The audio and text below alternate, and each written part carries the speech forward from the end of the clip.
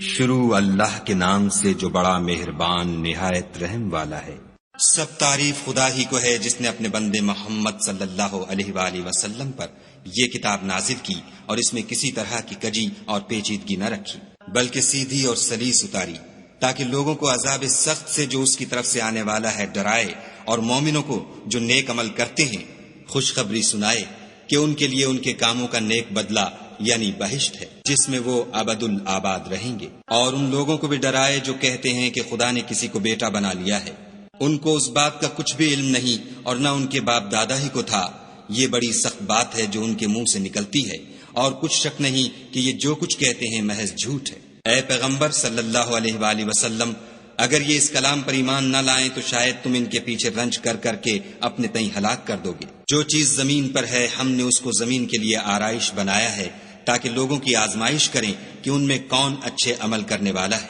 اور جو چیز زمین پر ہے ہم اس کو نابود کر کے بنجر میدان کر دیں گے۔ کیا تم خیال کرتے ہو کہ غار اور لوح والے ہماری نشانیوں میں سے عجیب تھے؟ جب وہ جوان غار میں جا رہے تو کہنے لگے کہ اے ہمارے پروردگار، ہم پر اپنے ہاں سے رحمت نازل فرما اور ہمارے کام میں درستی کے سامان مہیا کر۔ تو ہم نے غار میں کئی سال تک ان کے کانوں پر نیند کا پردہ ڈالے یعنی ان کو سلائے رکھا، پھر ان کو جگہ اٹھایا تاکہ معلوم کریں کہ جتنی مدت وہ غار میں رہے دونوں جماعتوں میں سے اس کی مقدار کس کو خوب یاد ہے۔ ہم ان کے حالات تم سے صحیح صحیح بیان کرتے ہیں۔ وہ کئی جوان تھے جو اپنے پروردگار پر ایمان لائے تھے، اور ہم نے ان کو اور زیادہ ہدایت دی تھی، اور ان کے دلوں کو مربوط یعنی مضبوط کر دیا۔ جب وہ اٹھ کھڑے ہوئے تو کہنے لگے کہ ہمارا پروردگار آسمانوں اور زمین کا مالک ہے، ہم اس کے سوا کسی کو معبود سمجھ کر نہ پکاریں گے۔ اگر ایسا کیا تو اس وقت ہم نے بعید از عقل بات کہی۔ ان ہماری قوم کے لوگوں نے اس کے سوا اور معبود بنا رکھے ہیں، بھلا یہ ان کے خدا ہونے پر کوئی کھلی دلیل کیوں نہیں لاتے؟ تو اس سے زیادہ کون ظالم ہے جو خدا پر جھوٹ افطرا کرے؟ اور جب تم نے ان مشرکوں سے اور جن کو یہ خدا کے سوا عبادت کرتے ہیں ان سے کنارہ کر لیا ہے تو غار میں چل رہو، تمہارا پروردگار تمہارے لیے اپنی رحمت وسیع کر دے گا اور تمہارے کاموں میں آسانی کے سامان مہیا کرے گا۔ اور جب سورج نکلے تو تم دیکھو کہ دھوپ ان کے غار سے داہنی طرف سمٹ جائے، اور جب غروب ہو تو ان سے بائیں طرف کترا جائے، اور وہ اس کے میدان میں تھے۔ یہ خدا کی نشانیوں میں سے ہیں، جس کو خدا ہدایت دے وہ ہدایت یاب ہے، اور جس کو گمراہ کرے تو تم اس کے لیے کوئی دوست راہ بتانے والا نہ پاؤ گے۔ اور تم ان کو خیال کرو کہ جاگ رہے ہیں حالانکہ وہ سوتے ہیں، اور ہم ان کو دائیں اور بائیں کروٹ بدلاتے تھے، اور ان کا کتا چوکھٹ پر دونوں ہاتھ پھیلائے ہوئے تھا۔ اگر تم ان کو جھانک کر دیکھتے تو پیٹھ پھیر کر بھاگ جاتے اور ان سے دہشت میں آ جاتے۔ اور اسی طرح ہم نے ان کو اٹھایا تاکہ آپس میں ایک دوسرے سے دریافت کریں۔ ایک کہنے والے نے کہا کہ تم یہاں کتنی مدت رہے؟ انہوں نے کہا کہ 1 دن یا اس سے بھی کم۔ انہوں نے کہا کہ جتنی مدت تم رہے ہو تمہارا پروردگار ہی اس کو خوب جانتا ہے۔ تو اپنے میں سے کسی کو یہ روپیہ دے کر شہر کو بھیجو، وہ دیکھے کہ نفیس کھانا کون سا ہے تو اس میں سے کھانا لے آئے، اور آہستہ آہستہ آئے جائے، اور تمہارا حال کسی کو نہ بتائے۔ اگر وہ تم پر دسترس پالیں گے تو تمہیں سنگسار کر دیں گے یا پھر اپنے مذہب میں داخل کر لیں گے، اور اس وقت تم کبھی فلاح نہیں پاؤ گے۔ اور اسی طرح ہم نے لوگوں کو ان کے حال سے خبردار کر دیا تاکہ وہ جانیں کہ خدا کا وعدہ سچا ہے، اور یہ کہ قیامت جس کا وعدہ کیا جاتا ہے اس میں کچھ شک نہیں۔ اس وقت لوگ ان کے بارے میں باہم جھگڑنے لگے اور کہنے لگے کہ ان کے غار پر عمارت بنا دو۔ ان کا پروردگار ان کے حال سے خوب واقف ہے۔ جو لوگ ان کے معاملے میں غلبہ رکھتے تھے وہ کہنے لگے کہ ہم ان کے غار پر مسجد بنائیں گے۔ بعض لوگ اٹکل پچو کہیں گے کہ وہ 3 تھے اور چوتھا ان کا کتا تھا، اور بعض کہیں گے کہ وہ 5 تھے اور چھٹا ان کا کتا تھا، اور بعض کہیں گے کہ وہ 7 تھے اور 8واں ان کا کتا تھا۔ کہہ دو کہ میرا پروردگار ہی ان کے شمار سے خوب واقف ہے۔ ان کو جانتے بھی ہیں تو تھوڑے ہی لوگ جانتے ہیں، تو تم ان کے معاملے میں گفتگو نہ کرنا مگر سرسری سی گفتگو، اور نہ ان کے بارے میں ان میں سے کسی سے کچھ دریافت ہی کرنا، اور کسی کام کی نسبت نہ کہنا کہ میں اسے کل کر دوں گا، مگر انشاءاللہ کہہ کر یعنی اگر خدا چاہے تو کر دوں گا۔ اور جب خدا کا نام لینا بھول جاؤ تو یاد آنے پر لے لو، اور کہہ دو کہ امید ہے کہ میرا پروردگار مجھے اس سے بھی زیادہ ہدایت کی باتیں بتائے۔ اور اصحاب کہف اپنے غار میں 9 اوپر 300 سال رہے۔ کہہ دو کہ جتنی مدت وہ رہے اسے خدا ہی خوب جانتا ہے۔ اسی کو آسمانوں اور زمین کی پوشیدہ باتیں معلوم ہیں۔ وہ کیا خوب دیکھنے والا اور کیا خوب سننے والا ہے، اس کے سوا ان کا کوئی کارساز نہیں، اور نہ وہ اپنے حکم میں کسی کو شریک کرتا ہے۔ اور اپنے پروردگار کی کتاب کو جو تمہارے پاس بھیجی جاتی ہے پڑھتے رہا کرو، اس کی باتوں کو کوئی بدلنے والا نہیں، اور اس کے سوا تم کہیں پناہ بھی نہیں پاؤ گے۔ اور جو لوگ صبح و شام اپنے پروردگار کو پکارتے اور اس کی خوشنودی کے طالب ہیں، ان کے ساتھ صبر کرتے رہو،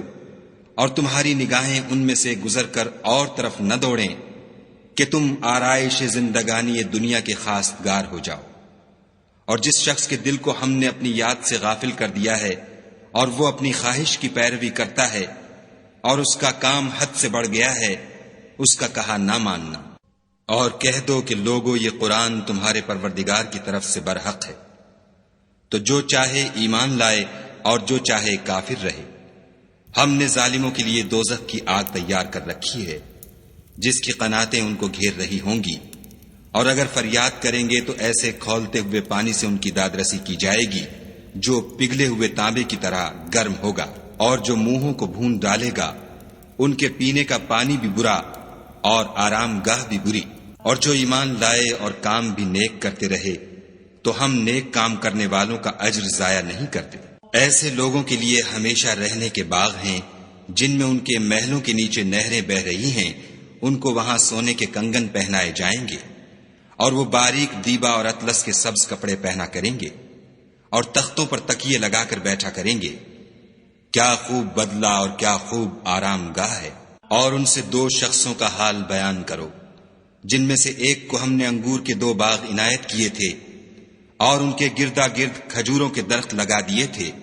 اور ان کے درمیان کھیتی پیدا کر دی تھی۔ دونوں باغ کثرت سے پھل لاتے اور اس کی پیداوار میں کسی طرح کی کمی نہ ہوتی، اور دونوں میں ہم نے ایک نہر بھی جاری کر رکھی تھی، اور اس طرح اس شخص کو ان کی پیداوار ملتی رہتی تھی۔ تو ایک دن جب کہ وہ اپنے دوست سے باتیں کر رہا تھا،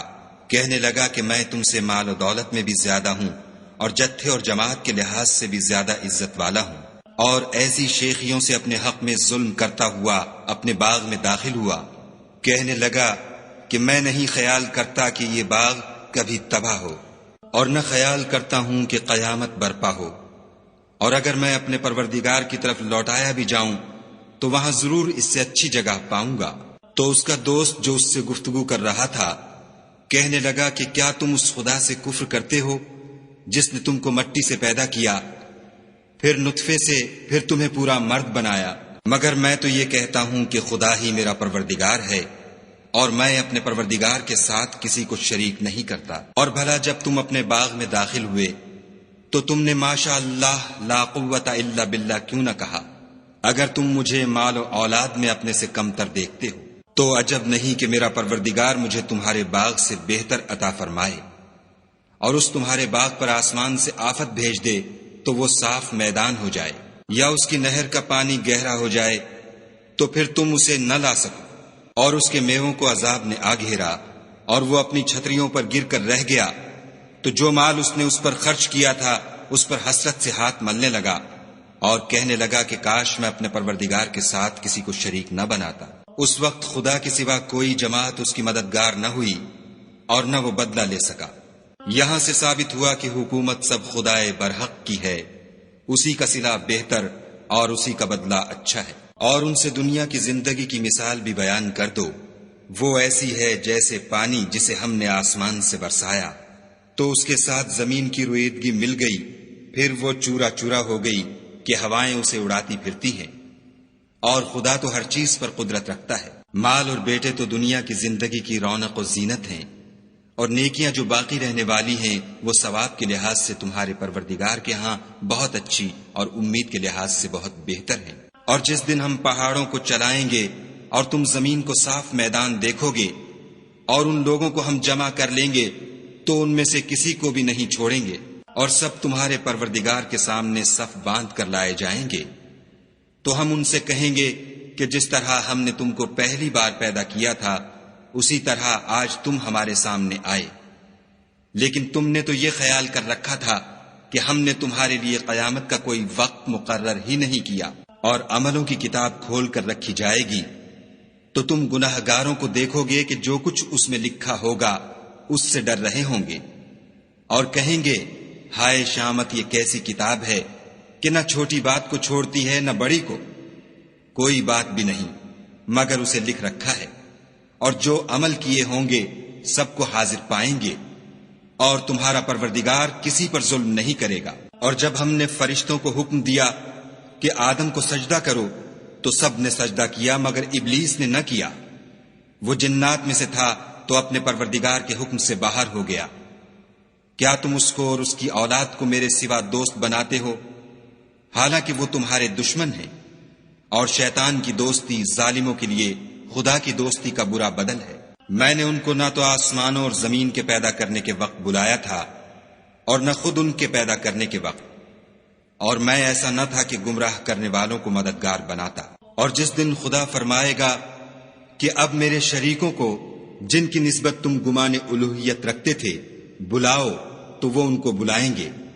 مگر وہ ان کو کچھ جواب نہ دیں گے، اور ہم ان کے بیچ میں ایک ہلاکت کی جگہ بنا دیں گے۔ اور گناہ گار لوگ دوزخ کو دیکھیں گے تو یقین کر لیں گے کہ وہ اس میں پڑنے والے ہیں، اور اس سے بچنے کا کوئی رستہ نہ پائیں گے۔ اور ہم نے اس قرآن میں لوگوں کے سمجھانے کے لیے طرح طرح کی مثالیں بیان فرمائی ہیں، لیکن انسان سب چیزوں سے بڑھ کر جھگڑالو ہے۔ اور لوگوں کے پاس جب ہدایت آ گئی تو ان کو کس چیز نے منع کیا کہ ایمان لائیں اور اپنے پروردگار سے بخشش مانگے، بجز اس کے کہ اس بات کے منتظر ہوں کہ انہیں بھی پہلوں کا سا معاملہ پیش آئے یا ان پر عذاب سامنے موجود ہو۔ اور ہم جو پیغمبروں کو بھیجا کرتے ہیں تو صرف اس لیے کہ لوگوں کو خدا کی نعمتوں کی خوشخبریاں سنائیں اور عذاب سے ڈرائیں،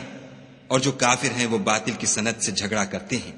تاکہ اس سے حق کو پھسلا دیں۔ اور انہوں نے ہماری آیتوں کو اور جس چیز سے ان کو ڈرایا جاتا ہے ہنسی بنا لیا۔ اور اس سے ظالم کون جس کو اس کے پروردگار کے کلام سے سمجھایا گیا تو اس نے اس سے منہ پھیر لیا، اور جو اعمال وہ آگے کر چکا اس کو بھول گیا۔ ہم نے ان کے دلوں پر پردے ڈال دیے کہ اسے سمجھ نہ سکیں، اور کانوں میں ثقل پیدا کر دیا ہے کہ سن نہ سکیں، اور اگر تم ان کو رستے کی طرف بلاؤ تو کبھی رستے پر نہ آئیں گے۔ اور تمہارا پروردگار بخشنے والا صاحب رحمت ہے، اگر وہ ان کے کرتوتوں پر ان کو پکڑنے لگے تو ان پر جھٹ عذاب بھیج دے، مگر ان کے لیے ایک وقت مقرر کر رکھا ہے کہ اس کے عذاب سے کوئی پناہ کی جگہ نہ پائیں گے۔ اور یہ بستیاں جو ویران پڑی ہیں، جب انہوں نے کفر سے ظلم کیا تو ہم نے ان کو تباہ کر دیا، اور ان کی تباہی کے لیے ایک وقت مقرر کر دیا تھا۔ اور جب موسیٰ نے اپنے شاگرد سے کہا کہ جب تک میں دو دریاؤں کے ملنے کی جگہ نہ پہنچ جاؤں ہٹنے کا نہیں، خواہ برسوں چلتا رہوں۔ جب ان کے ملنے کے مقام پر پہنچے تو اپنی مچھلی بھول گئے، تو اس نے دریا میں سرنگ کی طرح اپنا رستہ بنا لیا۔ جب آگے چلے تو موسیٰ نے اپنے شاگرد سے کہا کہ ہمارے لیے کھانا لاؤ، اس سفر سے ہم کو بہت تکان ہو گئی ہے۔ اس نے کہا کہ بھلا آپ نے دیکھا کہ جب ہم نے پتھر کے پاس آرام کیا تھا تو میں مچھلی وہیں بھول گیا، اور مجھے آپ سے اس کا ذکر کرنا شیطان نے بھلا دیا، اور اس نے عجب طرح سے دریا میں اپنا رستہ لیا۔ موسیٰ نے کہا یہی تو وہ مقام ہے جسے ہم تلاش کرتے تھے۔ تو وہ اپنے پاؤں کے نشان دیکھتے دیکھتے لوٹ گئے۔ وہاں انہوں نے ہمارے بندوں میں سے ایک بندہ دیکھا جس کو ہم نے اپنے ہاں سے رحمت یعنی نبوت یا نعمت ولایت دی تھی،